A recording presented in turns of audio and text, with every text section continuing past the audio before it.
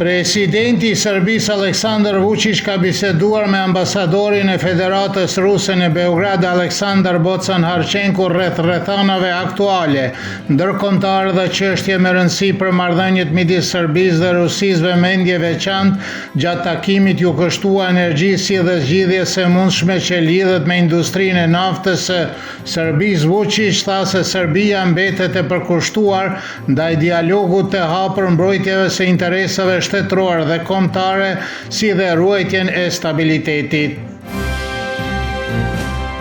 Shoferët e kamionëve nga rajoni kanë bllokuar terminalet kufitare të Mallrave për 3 ditë me radhë për shkak të sistemit të ri për hyrje dhe dalje nga Bashkimi Evropian, por edhe reagimit jo adekuat të Komisionit Evropian në lidhje me shoferët profesionist. Kalimet kufitare Merdare, Jarinje, Brnjak dhe Konçul janë të bllokuar për trafikun e Mallrave.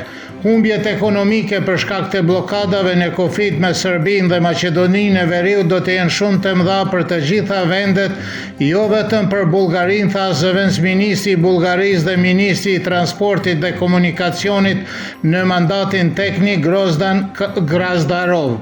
Ish presidenti i Odës Ekonomike të Kosovës Safet Gërgjaliu vlerësoi se vendimi i Bashkisë Evropiane për të kufizuar qëndrimin e shoferëve të kamionëve në Schengen është e padrejtë dhe kërcënon partneritetet me vendet e Ballkanit Perëndimor, përfshirë këtu edhe Kosovën. Skaneri në pikën kufitare të Merdares është vënë tashmë në përdorim operativ dhe aktualisht po aplikohet në përputhje me procedurat dhe vlerësimet e rrezikut të vlefshëm, njoftoi për Kosova Online zëdhënësi i dokanës së Kosovës Adriatik Stavileci.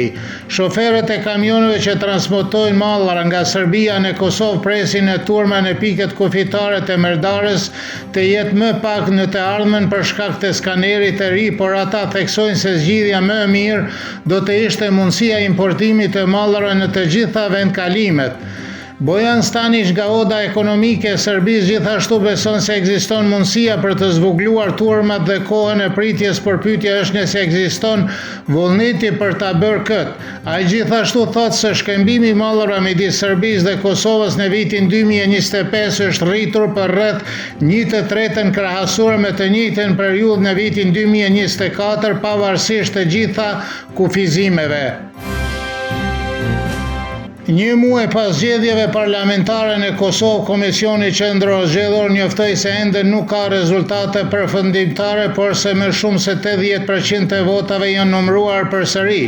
Ata gjithashtu thonë se puna vazhdon me kapacitetet e plota me qëllim të përfundimit të rinumërimit të qendrave të votimit të mbetura sa më shpejt të jetë e mundur. Për shkak të dyshimeve për manipulim rezultatesh të zgjedhjeve në Malishev, prokuroria nisi një hetim dhe deri me tani 18 persone janë ndaluar për 48 orë. Analistët dhe përfaqësuesit e opozitës në Kosovë, të cilët kërkojnë sanksione për ata që janë përgjegjës, besojnë se vetëm publikimi i rezultateve të reja të korrigjuara të zgjedhjeve nuk do të jetë i mjaftueshëm. Deputeti i Partisë Demokratike të Kosovës, Bekim Haxhiu, kërkon rinumërim të votave nga zgjedhjet e mbetura sipas komunave, si dhe transparencë të plotë dhe përgjegjësi institucionale.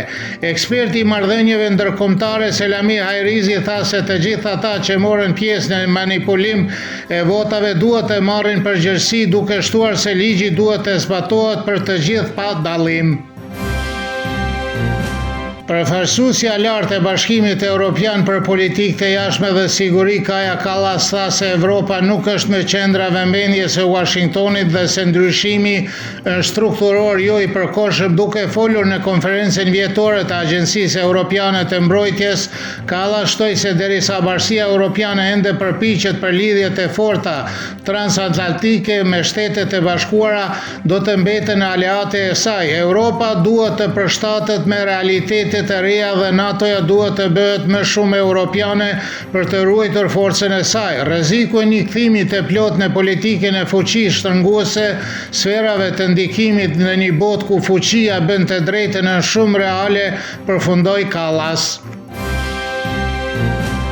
Deputetët e Kuvendit të Serbisë miratuan ndryshimet në grupin e ligjeve gjyqësore. U miratua ligji për ndryshimin në ligjin për selit dhe zonat e gjykatave dhe prokurorive publike, ligji për ndryshim në ligjin e Këshillit të Lartë të Prokurorive, ligji për ndryshim në ligjin e organizimit dhe kompetencat e organeve shtetërore për të luftuar krimin e teknologjisë së lartë, ligji për ndryshimin në ligj për prokurorin publike dhe propozimi për ligj për ndryshimin në ligjin për gjyqtarët.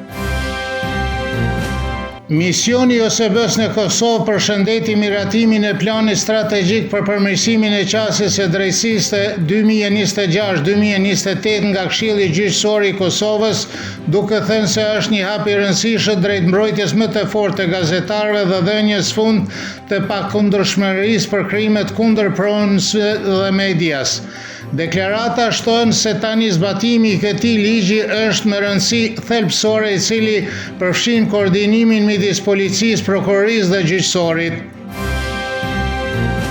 Nesër pritet moti ndryshueshëm me vranësira do të ketë intervale me diell, ndërsa shirat e lehtë priten në veri dhe jug të Serbisë. Moti i ngjajshëm pritet edhe në ditët në vijim. Temperatura më e lartë e ditës nesër do të jetë deri në 7 gradë Celsius.